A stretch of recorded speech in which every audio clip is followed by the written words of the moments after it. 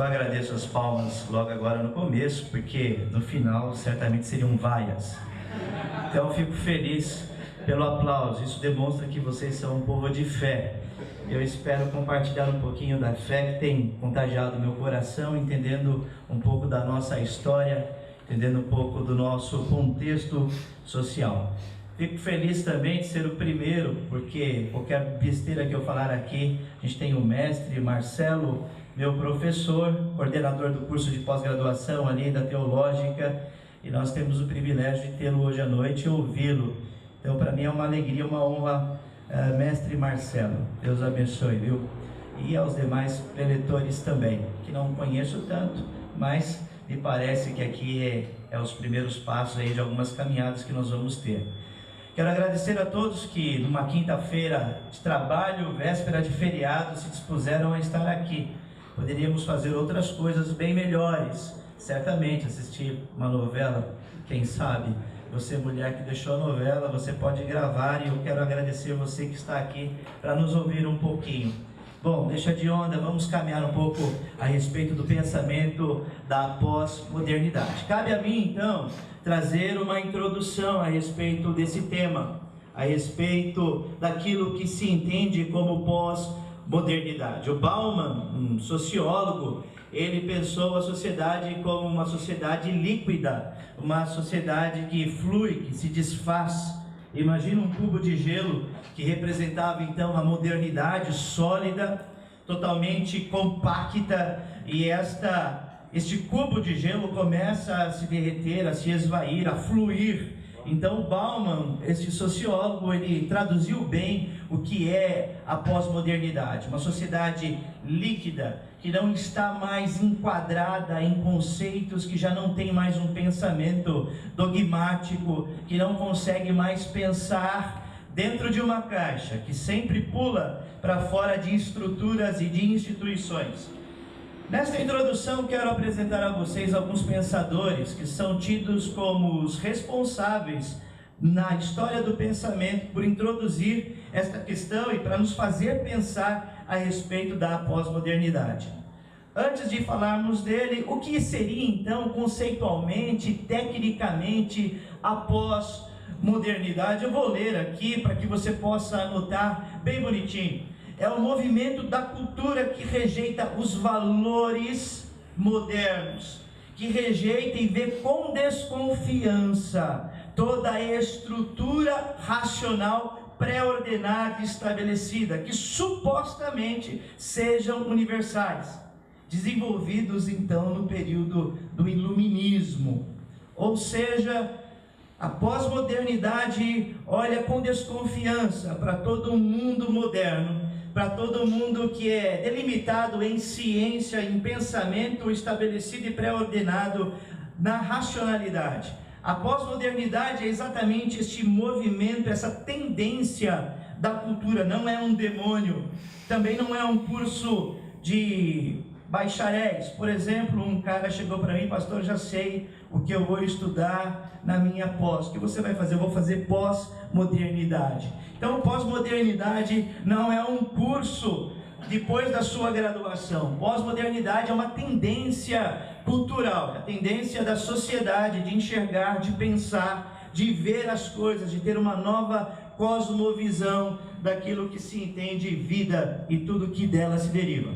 O primeiro pensador que começou a falar nesses termos foi o Nietzsche. Nietzsche é esse cara que tem um nome estranho, e ele era tanto esquisito quanto o seu nome, e ele foi o primeiro a duvidar da objetividade do pensamento.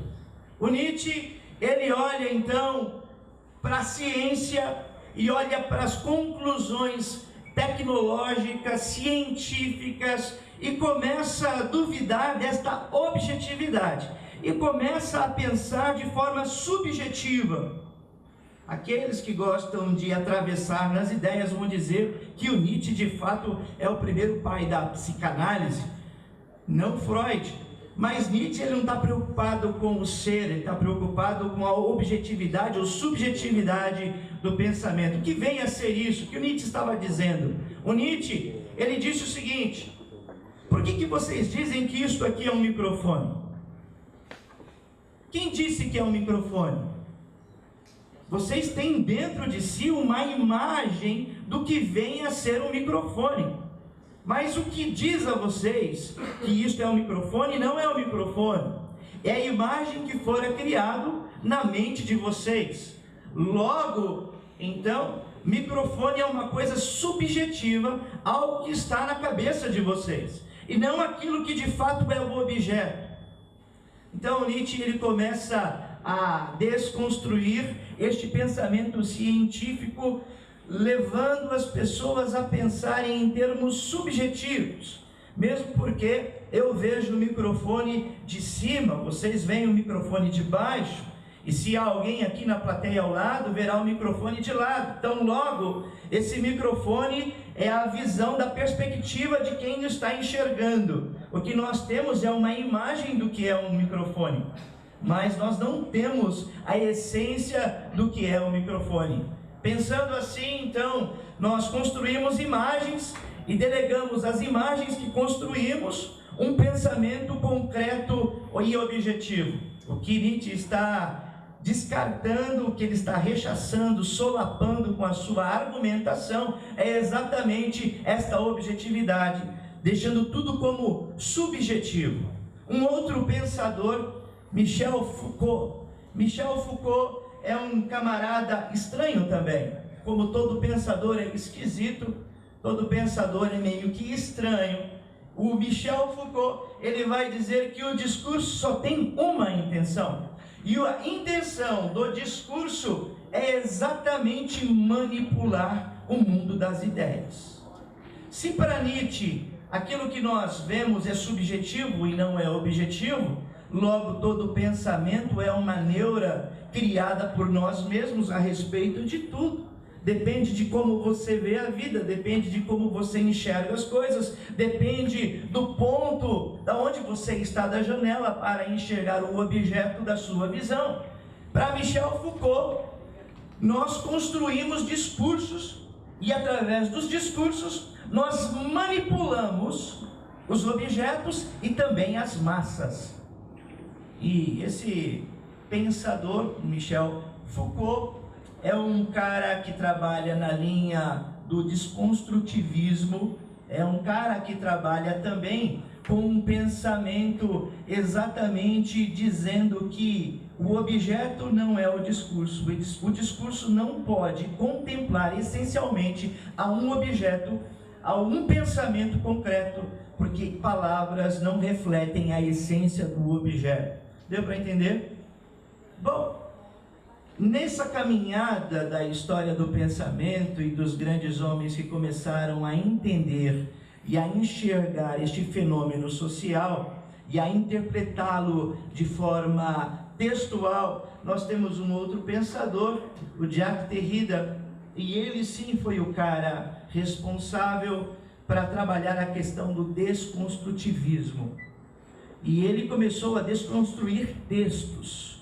Praticamente a mesma coisa que o Michel Foucault, embora o Foucault ele vai falar do discurso.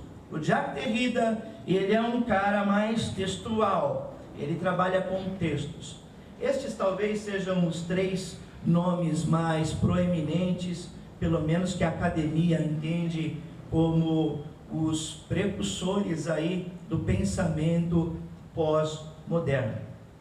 Para a gente entender o que é pós-modernidade, é interessante a gente saber o que é modernidade. Porque pós-modernidade, sendo uma tendência cultural, assim como a modernidade o foi, nós entendemos que no mundo pós-moderno existem pessoas modernas, existem pessoas também pré-modernas, e existem pessoas pós-modernas. Nós temos categorias de pensamento. Por exemplo, quando o Jonathan me apresentou, disse que eu era da igreja congregacional. A igreja congregacional é de 1855 aqui no Brasil, primeira igreja cristã brasileira em língua portuguesa, em caráter permanente no Brasil. Então a minha igreja é uma igreja pré-histórica em todos os sentidos, todos os sentidos que pode se entender de pré-histórica. É uma igreja que não tem dialogado com o tempo pós-moderno. Talvez seja a minha maior briga nos dias de hoje dentro do meu arraial ou da minha denominação. Nós estamos pensando ainda qual é a forma de batismo. Estamos pensando ainda se a mulher deve ou não falar no púlpito. Não é a questão da ordenação. Quando o mundo inteiro está pensando em guerras, quando as igrejas deveriam também pensar na ecologia, questões do ecossistema, nós ainda estamos discutindo se o jovem pode ou não ter tatuagem, se o jovem pode ou não usar gel no cabelo. Então percebem que eu sou um rebelde na minha denominação. Então a gente tem vários contextos em solo brasileiro, de igrejas pré-históricas, temos igrejas modernas, temos igrejas super pós-modernas, e aqui neste auditório talvez nós tenhamos várias categorias de pensamento também. Domingo passado, pregando, eu saí do púlpito, fiz uma afirmação fora da curva, uma afirmação teológica. Terminando o sermão, fui inquirido pelo pastor, de um dos pastores da igreja: pastor, isso é quase que uma heresia, pastor, isso é uma coisa, um pensamento dogmático, um pensamento que está lá no passado, que não contempla outras questões. Bom, isso é um problema meu, não é um problema seu. Quais são as diferenças dos períodos históricos? A pré-modernidade tinha Deus no centro. E quem falava em nome de Deus? A igreja. Então, a verdade estava na igreja, porque a igreja era a representante de Deus. A modernidade olhou para isso e disse: não, vocês não têm a verdade, porque a verdade é conhecida e dada agora pela ciência, pelo conhecimento. A igreja não pode ser a detentora da verdade. Alguns homens conhecidos na história que o diga, como Galileu, você afirmar determinadas coisas diante da igreja era como confrontar Deus. A pré-modernidade, Deus estava no centro. Agora na modernidade não. Na modernidade o homem está no centro. O homem vive o centro de todas as coisas ou todas as questões no mundo. Na pré-modernidade o cara ele plantava e não colhia. Deus está zangado com você. Na modernidade, se o cara planta e não colhe, o cara foi relapso, não tratou do solo, não usou adubo corretamente, plantou no tempo errado. A modernidade começa a dar explicações. O homem passa a ser o centro, Deus passa a ser o excêntrico da vez. E na pós-modernidade, como que funciona isso? Na pós-modernidade não tem centro. Não é Deus o centro, não é o homem o centro. O pós-moderno, ele olha e diz: todos estão com razão, é ciência, é Deus, é você, todos estão felizes e nós podemos abraçar todas as ideias, todas as conjecturas, porque afinal de contas a verdade não é mais objetiva. Lembra do Nietzsche? A verdade ela é subjetiva. Lembra do Foucault? Você pode destruir discursos, você pode construir textos como Jacques Derrida. A verdade não se concentra em um lugar só, não está no centro. O tempo pós-moderno é o tempo onde é um tempo excêntrico. Deus não está no centro, o homem não está no centro. Aliás, aonde é o centro? Talvez seja a pergunta de $1 milhão nos dias de hoje. Qual é o centro? E eu quero ganhar este 1 milhão hoje. Continuando no pensamento pós-moderno diz o seguinte: a modernidade lançou uma esperança sobre a história. Estamos felizes, vamos resolver o problema de toda a humanidade com progresso, com tecnologia, com ciência. E de repente o homem caminhando percebeu que com toda a ciência, com toda a tecnologia, com todo o conhecimento, ainda nós estamos nos matando, estamos morrendo de malária, o povo ainda está passando fome. A tecnologia não foi responsável ou não conseguiu atender a demanda da humanidade. Então, este progresso todo que a modernidade esperava faliu, ruiu, não aconteceu. Então, a pós-modernidade não olha para o futuro como um futuro promissor, olha para o progresso como algo indefinido. A gente não sabe para onde está caminhando, se vai melhorar ou se vai piorar. A gente não sabe o que vai acontecer nessa próxima sexta-feira. Nós não sabemos, porque tudo é indefinido. São bandeiras da modernidade, a ordem, o progresso. Talvez você já ouviu alguma frase assim aqui no solo brasileiro: ordem e progresso. Mas a pós-modernidade olha e diz que o avanço científico, o avanço da história não nos trouxe progresso. Muito pelo contrário, olhamos com desconfiança para tudo que a modernidade um dia prometeu. A modernidade priorizava o individualismo, cada cabeça uma sentença. A pós-modernidade é uma pluralidade de ideias e a verdade ela é definida por um grupo, não é pelo indivíduo. Se existe um grupo, o grupo então autentica, vai dar legitimidade à verdade. Então, sem entrar em detalhes, estamos numa introdução, a gente pode olhar então para o cenário brasileiro e ver alguns grupos, pequenos grupos se levantando, e a verdade do grupo é autenticada exatamente porque ela é legitimizada pelo grupo, não é por um indivíduo. Na pós-modernidade nós temos grupos convivendo, de pós-modernos, de modernos e também de pré-modernos. E isso se torna um pouco difícil, truculento, porque nós estamos exatamente numa fase de transição. Nós não tem como determinar, talvez o mestre Marcelo possa dizer isso com mais precisão, quando exatamente começou. Acredito que seja um pouco difícil, mas nós entendemos que nós estamos nessa transição, onde abarca vários tipos de pensamento, e a igreja acaba sofrendo com isso, porque você tem lá uma irmã, um irmão, que cantava ainda com um cantor cristão, uma irmã e um irmão que tinha uma Bíblia, onde ele lia o mancebo, vós me sei, e de repente, hoje em dia a galera está lendo a Bíblia nos iPads, nos celulares, e os irmãos olham para isso aí é uma profanação, isso é uma coisa um pouco que, uma irreverência diante de Deus, ler uma Bíblia num iPad, num computador. Então nós temos determinados grupos, e vários grupos dentro da nossa própria igreja, e isso fica difícil, então, a gente lidar com isso. Bom, no moderno é uma era industrial, no pós-moderno é uma era da informação. No moderno é a era do controle. Você é controlado, você fica na sua máquina, você faz determinadas atividades, você fica 30, 40 anos dentro de uma empresa e alguém programa a sua vida a médio e a longo prazo. No pós-moderno não, é a era da capacitação.